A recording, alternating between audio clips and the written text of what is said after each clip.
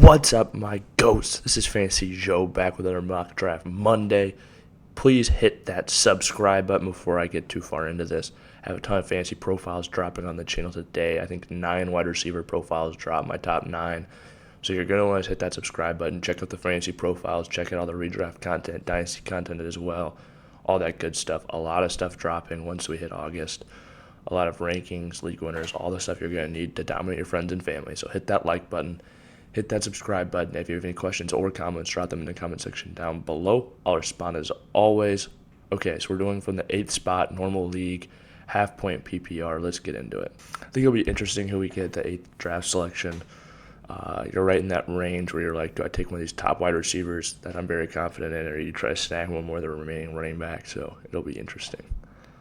Perfect example here. Okay, so Jonathan Taylor, Christian McCaffrey, Derrick Henry, Austin Eckler, Cooper Kupp, Justin Jefferson, and Dalvin Cook were the first 7 players off the board. Taking a look at who's still available. Jamar Chase is still out there. I feel like he's like the one of the last. Him and Diggs are like the last of that tier of wide receiver to me. I really do like Joe Mixon as well.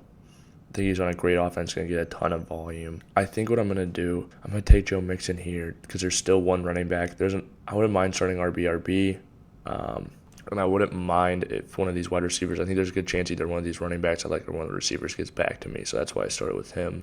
I feel like he was in a tier of his own a little bit to me, running backs. Okay.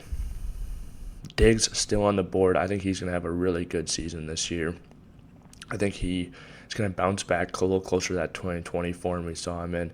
Had one of 2 wide receivers with the most, over 2,000 air yards last year, him and Justin Jefferson. So I think him and Josh Allen connect on a few more of those this season than they did last year. Okay.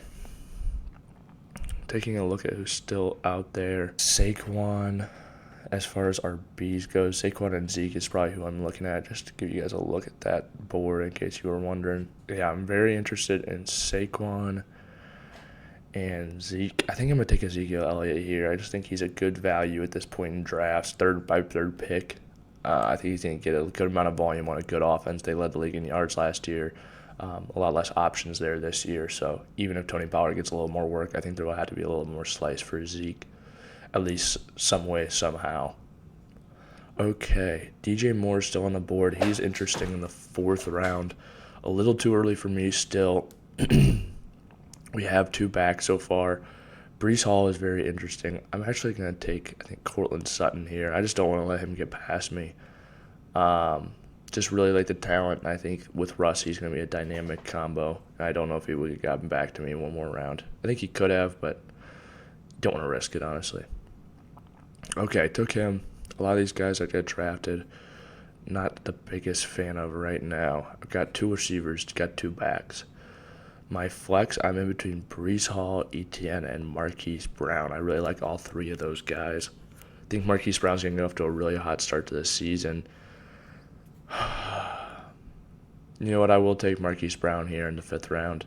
Just he gets those first 6 weeks where DeAndre Hopkins. He's with the best deep ball thrower in the NFL now, according to PFF, and per completion percentages deep with Kyler Murray. And last year, I think he was hit on less than 20% of his deep targets. Kyler last year hit like 46 or 48%, so it's just such a huge jump in efficiency. I think he can make up for it even when his targets go down next season. Long-winded explanation. Basically, I'm taking Marquise Brown here. Let me know down in the comments who you guys have been, some of your guys' favorite draft picks so far in fantasy. Who you guys have been getting that's you've really been liking. Taking a look at the backs. I like AJ Dillon. I don't know if I want to take him at this point, though. I do feel like he is kind of last of a tier, but I feel like, obviously A.J. Dillon's here. What's the difference, though? Age and talent, but between A.J. Dillon and a guy like, I don't even really see him out there anymore, so maybe that's why there's a difference. I was going to say Melvin Gordon. Here we go. Yeah, there was a difference between A.J. Dillon and Melvin Gordon to me. Not a huge difference. I think A.J. Dillon is more talented at this age, but I think they both have, similar opportunities to play. Okay, I'll snag. This might seem odd. I'll actually take Jerry Jeudy here. I just think in the 6th round is way too late to be letting both these guys go, Jerry Jeudy and Courtland Sutton. I think they're both going to be very fantasy relevant. I think they're falling too far in drafts, to be honest with you. Okay, so we get the 7th pick. Russ is still on the board. I would like to get that stack going. I'm going to snag Miles Sanders here. I just think he's a solid RB2 with the amount of rushing I think he's going to get this year. I think the touchdowns bounce back, even if he's not very involved in the passing game. Hopefully Russ can make it back to us here. We will see. Okay, Russell Wilson made the 8th round. Snagged him here. Get that stack going. There are probably weeks where I'm playing both him, Sutton, and Jeudy in my flex, and that would be a dangerous combo if they've got a big game. Also, hopefully, there's some consistency there if Russ is good this year. One of them will, hopefully be catching a touchdown most weeks. Okay, looking at who's still out there, really, I'm a big fan of Ramondre Stevenson from a talent standpoint. I think he'll break out pretty soon. Had 12 carries a game, if you count. If you look at the weeks he played, pretty solid actually. And James White's likely not going to start the season ready to go. I just think he's a really talented back. I know Damian Pierce had so many touchdowns last year, but I think there's a chance he takes even more of that pie over, and eventually it'll become his. I think a guy I haven't drafted in many drafts is on the board here. 2 guys actually. I'll take James Cook from Buffalo. I think he's a guy who's going to get 10 to 4, anywhere between 10 to 14 touches probably a game. Maybe not right off the bat, but pretty soon. And it's going to be swing passes. It's going to be little jet sweeps. It's going to be handoffs. But I think he can be very, very pertinent for fantasy because he's in such a high-powered offense. Taking a look at who's still available here, one other guy that does stick out to me. I'm going to take Damian Pierce here. I'm another big fan of his as well. I just think the depth chart there with Marlon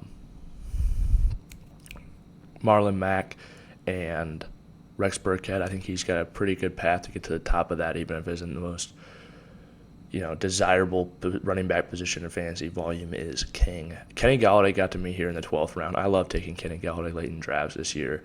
He's got a huge contract. Obviously, things went poorly for him last year. New coaching staff. I just think he's going to play more. I think they're going to get some stuff figured out.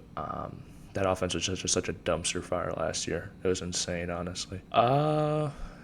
Ronald Moore and Tim Patrick are the 2 receivers out there. Not as interested in them just because I already have pieces on those offenses already. I do find Rondell Moore somewhat interesting, but once DeAndre Hopkins returns, I'm not all that interested in him any longer.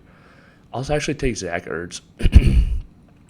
I love taking Zach Ertz late. Similar reason for Marquis Brown. I just think those first 6 weeks, he's going to have a ton of receptions because of the current depth chart of his team with that Hopkins suspension. So being able to snag him there, I feel like he's a late tight end who can help me get off to a hot start, which is what you need in fantasy football. Get some trade leverage over some of your opponents. Get some of those good players off of their teams worth that waiver wire the whole time. Seeing who else is out there. I rarely do this. I'm just going to take Tim Patrick. I just feel like this is too late. I could cut any of them. 3 wide receivers is a ton, but I really do believe in this offense. And we're getting to the 14th round of the draft,